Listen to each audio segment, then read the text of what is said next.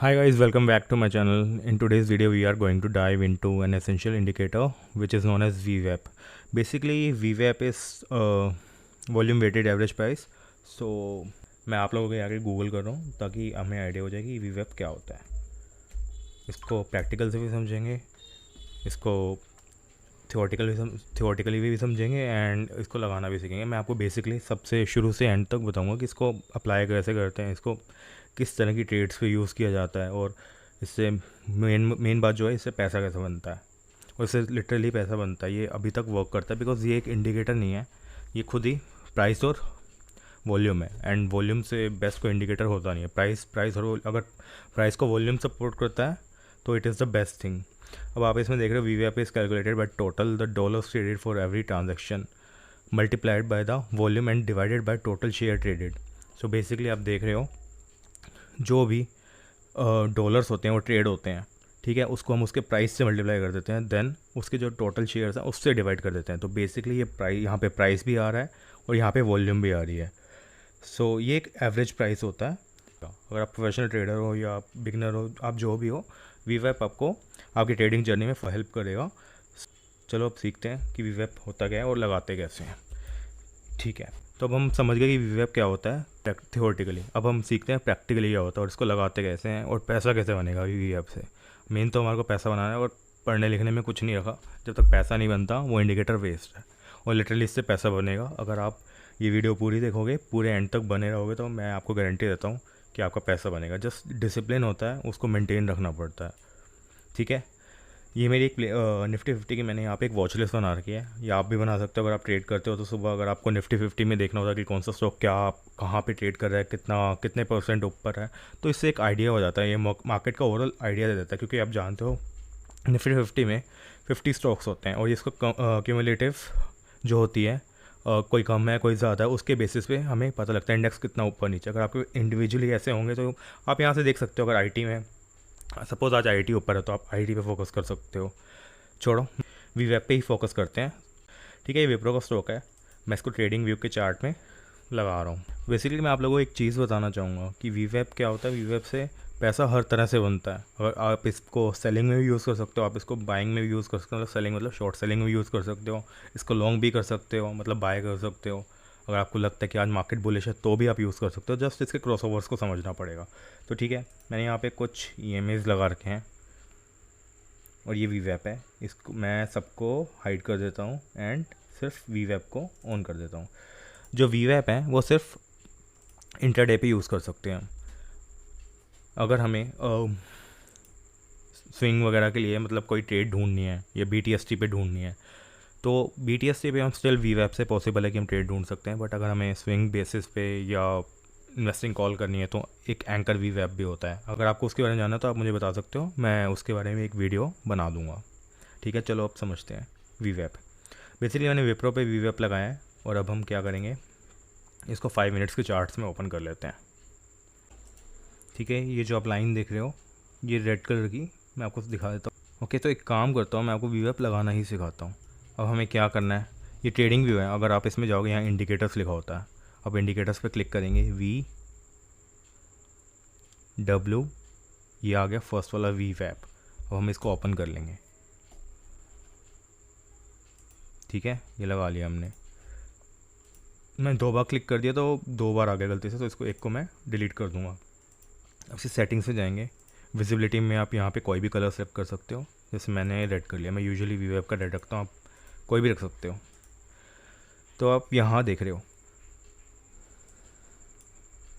आज, तो अगर हम कल से देखते हैं इसका ट्रेंड, कल क्या हुआ, कल 14 जनवरी थी, तो मार्केट यहाँ खुली 9:15 पे,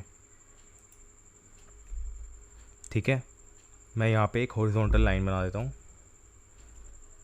मार्केट यहाँ खुली। अब आप देख रहे हो इसके भी एक सिग्निफिकेंस होता है कि मार्केट का प्राइस कहाँ खुलता है और कहाँ, और पहली कैंडल कहाँ खुलती है और कहाँ बंद होती है, उसके बेसिस पे हम ट्रेड ले सकते हैं। अगर आपको ये सेटअप भी जानना है तो फॉर श्योर मैं उसके लिए भी वीडियो बना सकता हूँ। अगर मुझे इस वीडियो पर अच्छे रिस्पॉन्स आते हैं तो मैं फॉर श्योर आपके लिए अच्छे अच्छे सेटअप्स लाऊंगा विदाउट एनी कॉस्ट। अब आप देख रहे हो यहाँ पे प्राइस खुला, ठीक है। अब ये जो मैंने हॉरिजॉन्टल लाइन बनाई है, अब यहाँ देख रहे हो यहाँ पे रिजेक्शन ले रहा है प्राइस, ठीक है। अब ये इसने इसको ऊपर से कट करा फिर इसने यहाँ पे स्टिल सपोर्ट लिया, फिर उसके बाद यहाँ पे थोड़ा होल्ड किया और यहाँ पे वीवेप से ऊपर निकला। अब वीवेप से ऊपर निकला तो ये प्राइस पूरे थोड़ा थोड़ा थोड़ा थोड़ा 5 ये 5 मिनट्स की कैंडल है, थोड़ी थोड़ी देर यहाँ पे स्टेबल हुआ।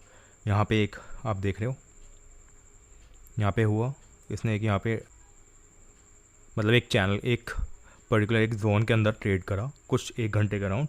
देन उसके बाद यहाँ पे इसने फिर वीवेप पे सपोर्ट लिया और एक डोजी बनाई, और इसके बाद से आप देख रहे हो ये क्या कैंडल्स बनी है। अगर आपने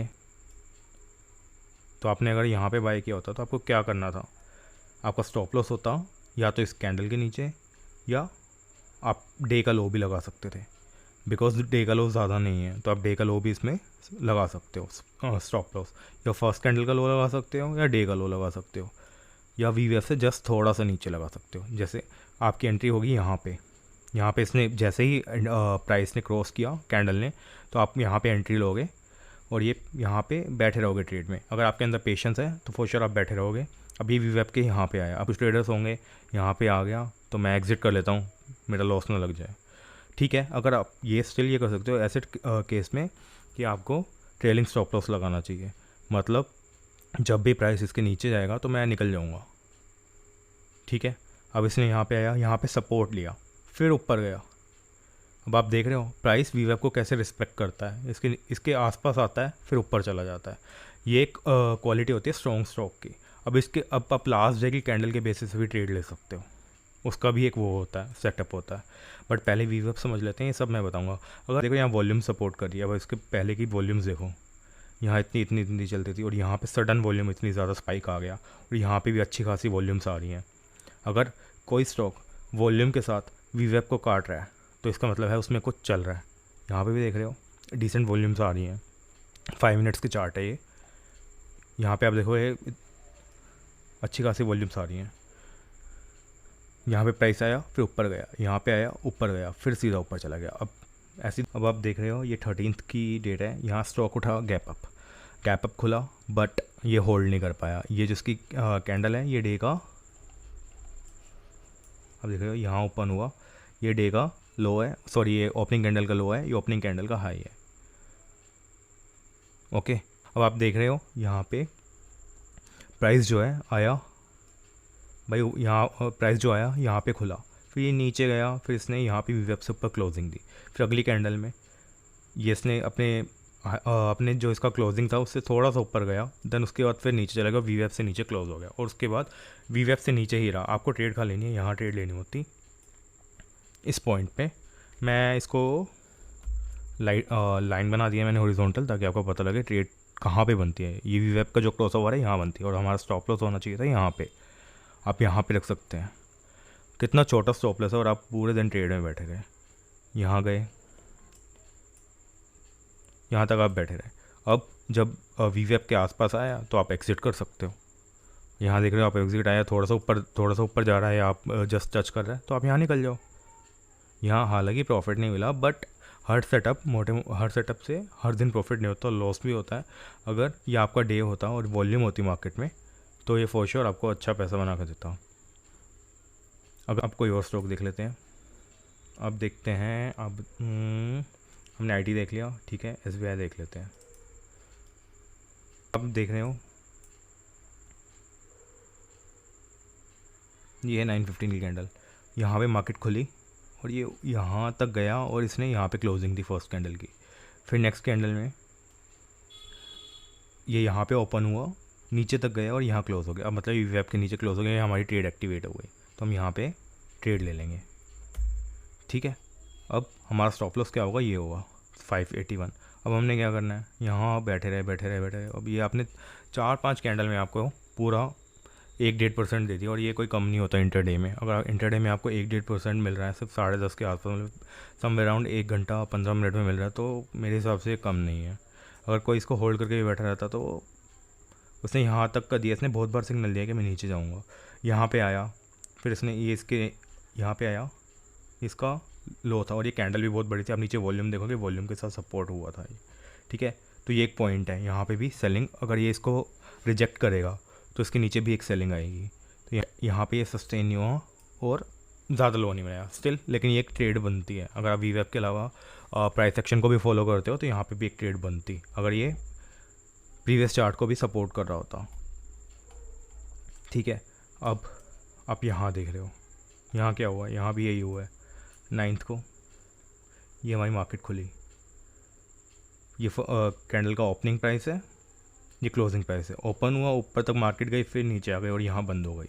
अब ये वीवेब के नीचे ही रहा है प्राइस। और किसी ने, चलो मैंने मानता हूँ, मैंने आपको बोला था स्टॉप लॉस, वैसे तो मैंने ये बोला था जो आपकी कैंडल होती है ओपन वहाँ होती है। अब किसी ने मान लिया कि ये लगाया होगा कि वीवेब के जस्ट ऊपर जाएगा मैं निकल जाऊँगा, हो सकता है। स्टॉप लॉस आपकी मेंटालिटी के हिसाब से होता है कि मतलब मैं इतना रिस्क हैंडल कर सकता हूँ तो मैं इतना ही लगाऊंगा, उससे ऊपर मैं स्टॉप लॉस पे जाऊँगा ही नहीं। तो अगर उसने यहाँ भी लगाया तो, लेकिन यहाँ पे इसको अगेन एक ट्रेड मिली है और उसने यहाँ पे एंट्री ली तो स्टिल यहाँ तक आप देख रहे हो मार्केट गई है। ये कम होता है क्या? मुझे तो नहीं लगता कम होता है।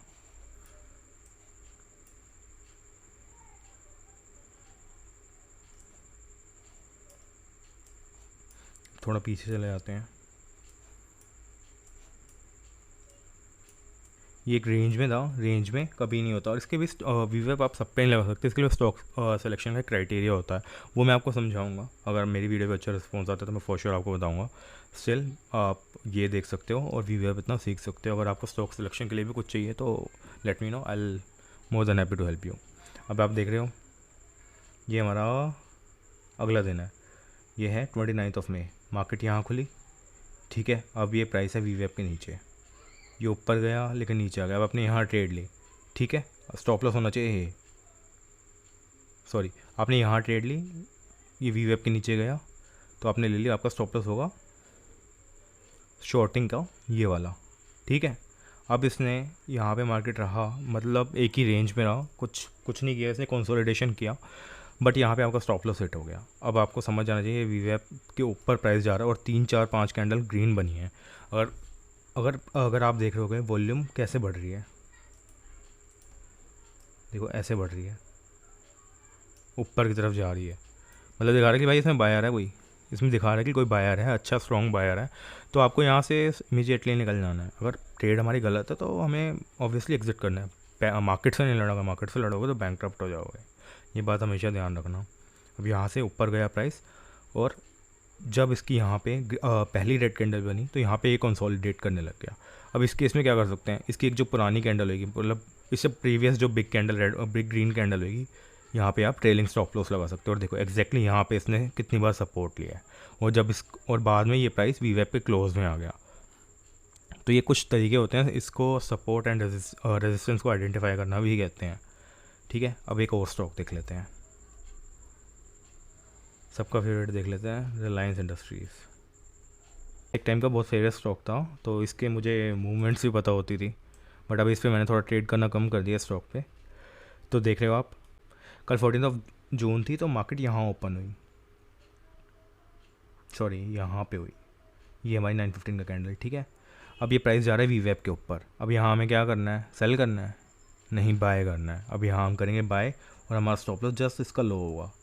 अब ये अगर ये लो काट दे तो आपको इमीडिएटली निकल जाना है, आपको कुछ नहीं सोचना, और दिन में 3 ट्रेड से ऊपर नहीं लेनी। अगर 3 बार आपका स्टॉप लॉस हिट हो रहा है इसका मतलब आपका दिन नहीं है, मार्केट आपके फेवर में नहीं है और मार्केट रेंज में है, तो बस फाइट करना ही नहीं। क्योंकि अगर आप पैसा बचाओगे तभी आप ट्रेड कर पाओगे, अगर आपका पैसा नहीं होगा तो आप अगले दिन ट्रेड ले भी नहीं पाओगे।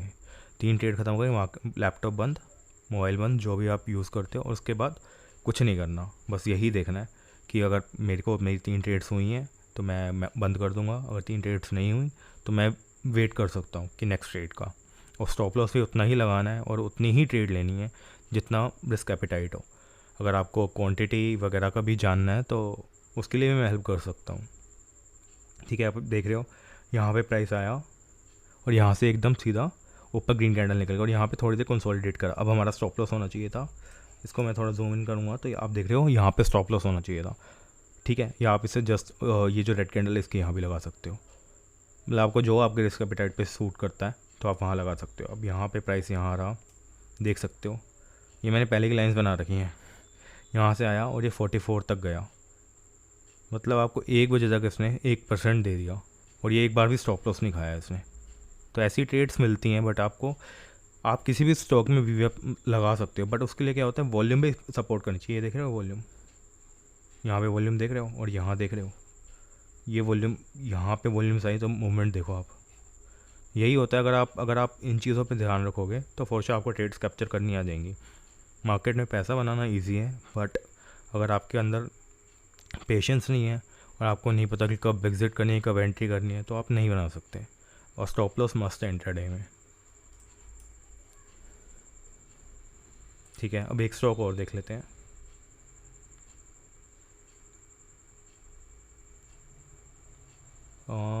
SBI देख लिया हमने। स्टील सेक्टर का हिंडाल्को देख लेते हैं। ठीक है, आप यहाँ देख रहे हो हिंडाल्को। अब हिंडाल्को में क्या हुआ, मार्केट गैप अप ओपन हुई, काफ़ी अच्छा गैप अप हुआ। ठीक है, यहाँ पे ओपन हुआ। अब हमारा, अब इसने वीएफ के ऊपर काटा। अब यहाँ क्या करेंगे, बाय करेंगे। ठीक है, हमने यहाँ बाय कर लिया और ये हमारा स्टॉप लॉस है, हम बैठे रहे। अब यहाँ तो ये तो 1-2 रुपये के लिए तो कोई एग्जिट मारता नहीं, मैं तो नहीं मारता। एटलीस्ट 1% लूँगा इंटरडे में। तो ठीक है, अब ये आ गया नीचे, यहाँ मेरा हो गया स्टॉप लॉस हिट। अब मैं क्या करूँगा, या तो मैं कर सकता हूँ इसको सेल। अब सेल कब करना है, क्योंकि ये तो ऑलरेडी नीचे आ चुका। सेल तब करेंगे जब वी वेब के थोड़ा नियर आएगा। नियर आने से ये फ़ायदा होता है कि आपका स्टॉप लॉस छोटा होगा। अगर आपकी क्वांटिटी कम है, still you can take risk, but अगर आपकी क्वांटिटी ज़्यादा है तो आप रिस्क नहीं ले सकते। मैं तो इस केस में ट्रेड अवॉइड कर देता, क्योंकि ये वी वेब के पास ही नहीं आया, वी वेब से थोड़ा गैप है। अगर प्राइस जितना वी वेब पे क्लोज, मतलब बार बार सपोर्ट ले रहा है, चाहे मतलब शॉर्ट सेलिंग में ले रहा है या बाइंग में ले रहा है, तो आपको बहुत कंफर्ट आएगा कि मैं वी वेब के पास जब भी आ रहा है, मैंने नोटिस कर रहा हूँ कि वो आ रहा है तो ऊपर जा रहा है, टच करके ही सपोर्ट लेके ऊपर जा रहा है, तो उसमें आप क्वांटिटी को और ऐड कर सकते हो। जब आप पहले ही अच्छे खासे प्रॉफिट में चल रहे हो तो आप उसको भी एक पिरामिडिंग कहते हैं, उसको आप ऐड करोगे तो उससे आपका प्रॉफिट बढ़ेगा, एक्सपोनेंशियली बढ़ेगा। जो जब विनिंग ट्रेड होती है तब आपको एवरेज करना चाहिए, जब आपकी लूजिंग ट्रेड होती है आपको कभी एवरेज नहीं करना चाहिए, ये एक रूल होता है। अब आप यहाँ देख रहे हो, यहाँ भी वेब के ऊपर कैसे कैंडल ने शूट करा है। ये एक पूरी रेंज थी, रेंज को कट करा, यहाँ आपने बाइंग करी, मैं मान लेता हूँ इधर करी। ठीक है, तो इसने यहाँ तक का हाई मारा। अब टॉप पे तो कोई एग्जिट मारता नहीं है यार, जो बोलता है मैं मारता हूँ वो झूठ ही बोलता है। अब इस केस में यहाँ पे इसने एक सपोर्ट लेवल दिया, और ये इसके नीचे जाता तो आप यहाँ एग्जिट मार दोगे। मैं यहाँ एग्जिट मारता, या मैं वी वेब के नीचे एग्जिट मारता। जहाँ भी मेरा स्टॉप लॉस होता है, ट्रेलिंग स्टॉप लॉस होता है, मैं वहाँ एग्जिट मारता। मोस्ट प्रोबेबली मैं यहाँ पे ट्रेलिंग स्टॉप लॉस लगाता और यहाँ मेरी शायद TSL हिट भी हो जाता। तो मेरा ट्रेड प्लान कुछ इस हिसाब से रहता है कि मैं वी वेब को यूज़ करता हूँ और ज़बरदस्ती जंप नहीं करता मैं कभी ट्रेड में। यहाँ आप देख रहे हो, यहाँ पे भी यही हुआ, सेम यही हुआ। यहाँ पे आप देख रहे हो कैंडल, यहाँ पे देखो वॉल्यूम्स बढ़ रही है। ठीक है, अब हिंडाल्को में हमने देख लिया। अब इसके बाद हम देखते हैं FMCG का भी एक स्टॉक ले लेते हैं। डिफरेंट सेक्टर के स्टॉक ले लेंगे तो उससे एक आइडिया हो जाएगा कि सेक्टर वाइज मार्केट कैसे वर्क करती है। आप देखते हो कि सेक्टर रोटेशन होती है, कभी कोई स्टॉक वर्क करता है तो कभी कोई करता है। अब यहाँ देखो, इसमें कितना अच्छा मतलब मूवमेंट आई है।